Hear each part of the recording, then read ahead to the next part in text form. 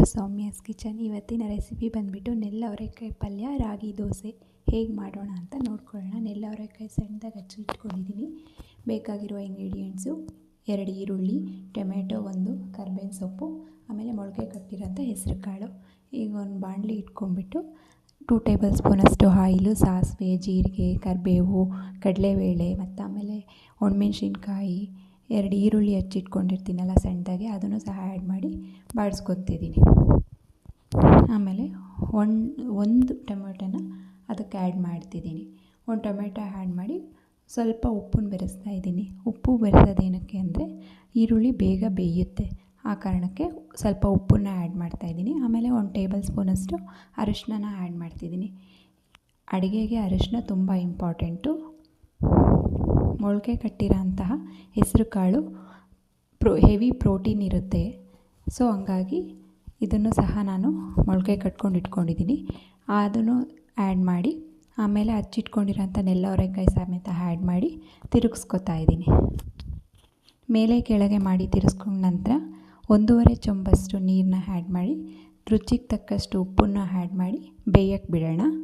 ಈಗ ದೋಸೆಗೆ ರೆಡಿ ಮಾಡ್ಕೊಳ್ಳೋಣ. ದೋಸೆಗೆ ಬೇಕಾಗಿರೋದು 1 ಕ್ಯಾರೆಟ್ ತುರ್ಕೊಂಡು ಇಟ್ಕೊಂಡಿದ್ದೀನಿ, ಸ್ವಲ್ಪ ಕೊತ್ತಂಬರಿ ಸೊಪ್ಪು, ಸಣ್ಣದಾಗಿ ಹಚ್ಕೊಂಡಿರೋಂಥ ಈರುಳ್ಳಿ. ಇದನ್ನೆಲ್ಲ ಒಂದು ಬೌಲ್ಗೆ ಶಿಫ್ಟ್ ಮಾಡಿ 1 ಬೌಲಷ್ಟು ರಾಗಿ ಹಿಟ್ಟು, 1 ಬೌಲಷ್ಟು ಅಕ್ಕಿ ಹಿಟ್ಟು ತೊಗೊಂಡಿದ್ದೀನಿ. ಆಮೇಲೆ 1.5 ಸ್ಪೂನಷ್ಟು ಚಿರೋಟಿ ರವೆ, ರುಚಿಗೆ ತಕ್ಕಷ್ಟು ಉಪ್ಪನ್ನು ಆ್ಯಡ್ ಮಾಡಿ ನಮ್ಮ ಕನ್ಸಿಸ್ಟೆನ್ಸಿ ಎಷ್ಟು ನೀರು ಬೇಕೋ ಅಷ್ಟನ್ನು ಹಾಕಿ ಕಲಸಿಟ್ಕೊಳ್ಳೋಣ. ಇದು ಚೆನ್ನಾಗಿ ನೆಂದಷ್ಟು ದೋಸೆ ಚೆನ್ನಾಗಿ ಬರುತ್ತೆ. ಇದನ್ನು ಅರ್ಧ ಗಂಟೆ ನೆನೆಯಲ್ಲಿ ಬಿಡೋಣ. ಈಗ ಪಲ್ಯ ಆಲ್ಮೋಸ್ಟ್ ಬೆಂದಿದೆ.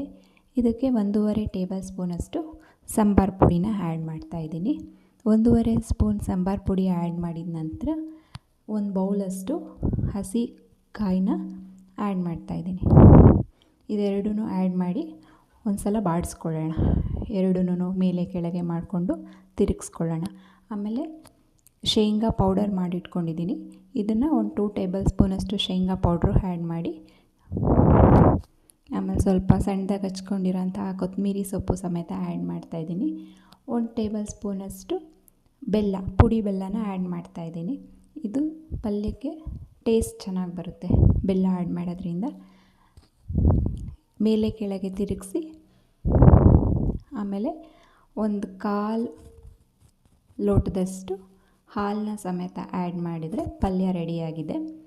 ಈಗ ನೆನೆಸಿಟ್ಕೊಂಡಿರ್ತೀವಲ್ವ ಹಿಟ್ಟು, ಅದು ಚೆನ್ನಾಗಿ ನೆಂದಿದೆ. ಈಗ ಒಂದು ದೋಸೆನ ಹೆಂಚಿನ ಮೇಲೆ ಹಾಕ್ಕೊಳ್ತಾ ಇದ್ದೀವಿ. ಆಮೇಲೆ 1 ಟೇಬಲ್ ಸ್ಪೂನಷ್ಟು ಆಯಿಲ್ನ ಆ್ಯಡ್ ಮಾಡಿದ್ದೀನಿ. ಆ್ಯಡ್ ಮಾಡಿ ಇದನ್ನು ಬೇಯಕ್ಕೆ ಬಿಡೋಣ. ದೋಸೆ ಬೆಂದಿದೆ. ದೋಸೆನ ತವಾ ಮೇಲಿಂದ ಎತ್ತಿ ರೆಡಿ ಮಾಡ್ಕೊಂಡಿದ್ದೀನಿ. ಈಗ ದೋಸೆ ಸಮೇತ ರೆಡಿಯಾಗಿದೆ. ರಾಗಿ ದೋಸೆ ಆರೋಗ್ಯಕ್ಕೆ ತುಂಬ ಒಳ್ಳೆಯದು. ಶುಗರ್ ಪೇಷಂಟ್ಸ್ ಏನಿರ್ತಾರೋ ಅವರು ಡೈಲಿ ರಾಗಿ ದೋಸೆ ತಿನ್ನೋದ್ರಿಂದ ಆರೋಗ್ಯ ಚೆನ್ನಾಗಿರುತ್ತೆ. ಆಮೇಲೆ ಪಲ್ಯ ಸಮೇತ ರೆಡಿಯಾಗಿದೆ. 1 ಪ್ಲೇಟಿಗೆ ರಾಗಿ ದೋಸೆ ಮತ್ತು ಏನು ಮಾಡಿಟ್ಕೊಂಡಿರ್ತೀವಲ್ಲ ನೆಲ್ಲ ಅವರೆಕಾಯಿ ಪಲ್ಯನ ಸರ್ವ್ ಮಾಡ್ಕೊಳ್ಳೋಣ. ನೀವು ಒಮ್ಮೆ ಟ್ರೈ ಮಾಡಿ ಹೇಗಿದೆ ಅಂತ ಕಾಮೆಂಟ್ ಮಾಡಿ. Thank you. ಧನ್ಯವಾದಗಳು. Please subscribe.